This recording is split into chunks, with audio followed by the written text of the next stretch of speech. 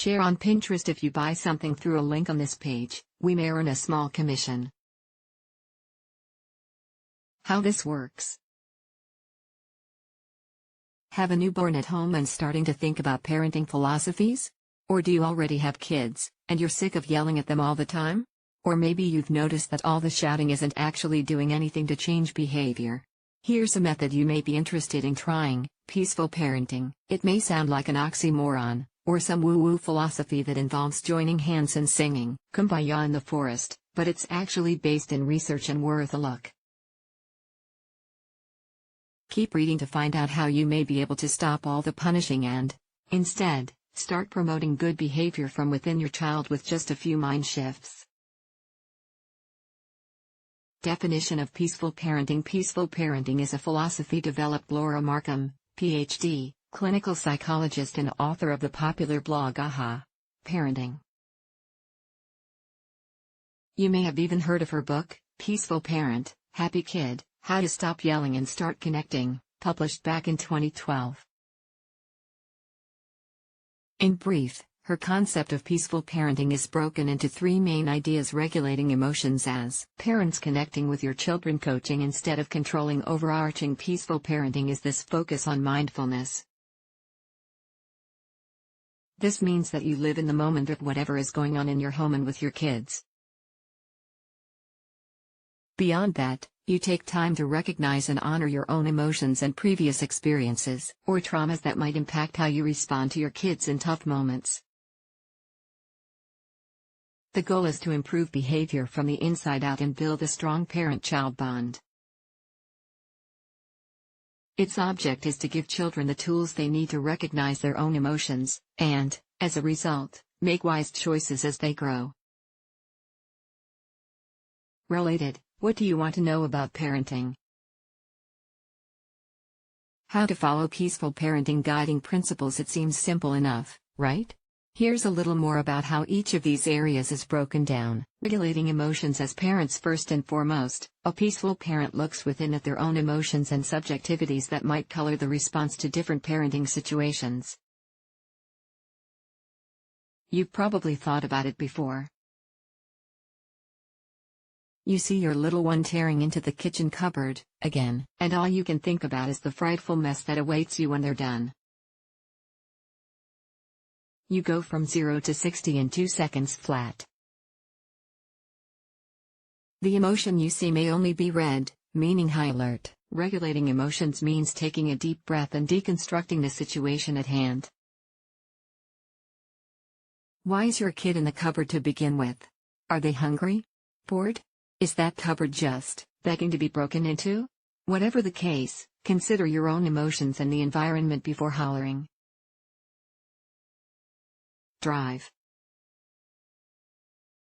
Markham talks a lot about anger being a secondary emotion to fear. So, in the moment that you take to step back, ask yourself, what am I afraid of? The answer might not always be clear. It might not be easy to face, depending on the situation.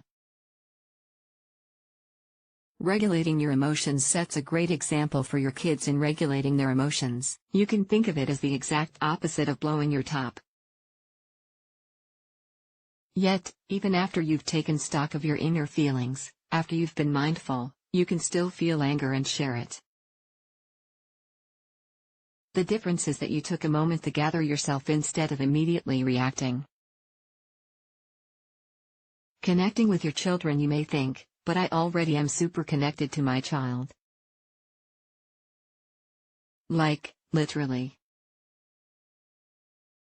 24 hours a day, she's attached to my leg and won't let go. Nah, this isn't about personal space.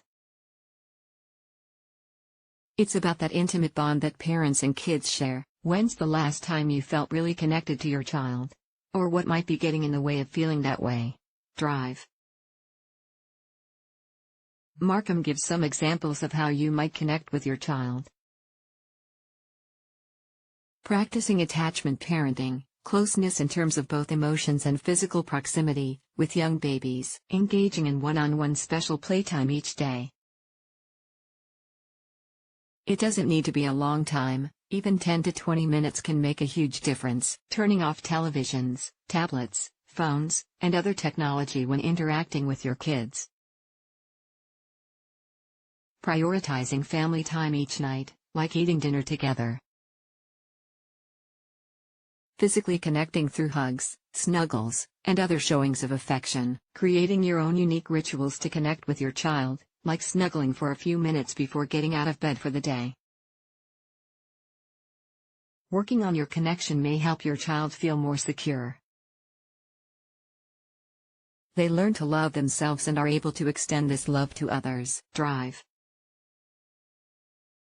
Markham explains her idea that connection is what makes peaceful parenting possible because it's through close connection to their parents that kids actually want to cooperate and behave. Related, Why Distracted Parenting is Hurting You, and 11 Ways to Fix It. Coaching instead of controlling. This last idea, coaching versus controlling, may be one of the hardest to grasp.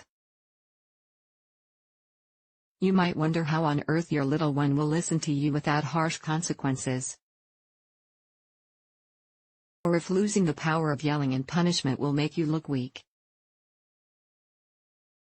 But what's interesting is that in peaceful parenting, the compliance and good behavior tends to come after you take this power dynamic away. Coaching may give your child the tools to change their behavior in a way that swift punishment or bribes can't. When you immediately take away an iPhone, for example, your teen may just get angry and resentful. If you bring to their attention to what's triggering a particular behavior before cracking down, the end result may be better for all parties involved. As crazy as it sounds, coaching your child to connect with their own feelings may be very helpful for better behavior in the long run. Not necessarily just for you, either. Instead, the goal is to give them the vocabulary and ideas to work through the world with enhanced emotional intelligence and make good choices. A calmer household is just a sweet bonus prize. Benefits of peaceful parenting. There's no evidence that this parenting method is superior to others. Drive. Markham outlines a number of benefits that parents and their children might see after switching to this method of parenting from more traditional modes. For example, your kids may be happier overall and better adjusted. Heck, they may even be more cooperative without the need to yell at them. You may yell far less. Your family may grow closer together through the purposeful act of connecting. Your kids may grow to be more emotionally intelligent adults who exude qualities of keen consideration, diligent self-discipline, and a dutiful sense of responsibility. Overall, you may form a bond that will carry your relationship with your kids through their adult years and beyond.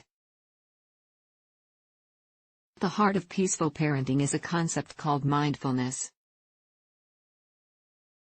And there are a number of studies that support mindfulness both for individuals and applied to parenting. In one study, trusted source focused on preschoolers in Chile, benefits of mindfulness-based program ranged from improved communication between parents and children to less stress and anxiety. Other pluses were reduced hyperactivity, less feeling of depression, and improved parenting satisfaction. Related, what is mindful parenting? Drawbacks of peaceful parenting. In terms of risks inherent to peaceful parenting, there aren't a whole lot, especially for children who are toddler age and up, but this philosophy does emphasize attachment parenting for young babies, which advocates co-sleeping.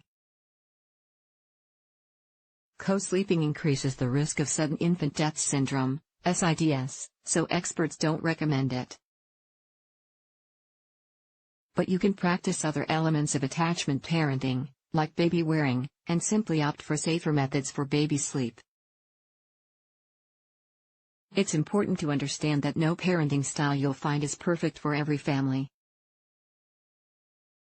There are few areas where peaceful parenting may fall short for you.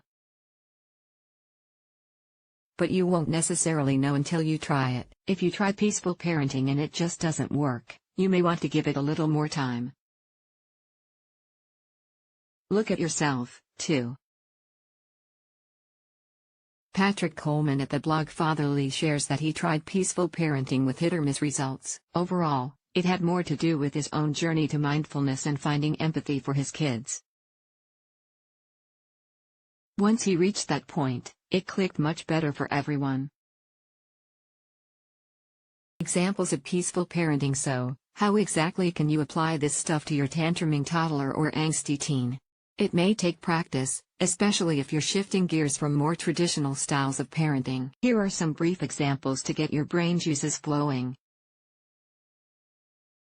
Toddler: if your 2-year-old is having a fit at the store because you won't buy them a toy, while it may be incredibly frustrating or just plain embarrassing if you're in line and your tot is screaming, try to be mindful in the moment and silently accept your emotions. Count to 5 silently or take a few deep breaths.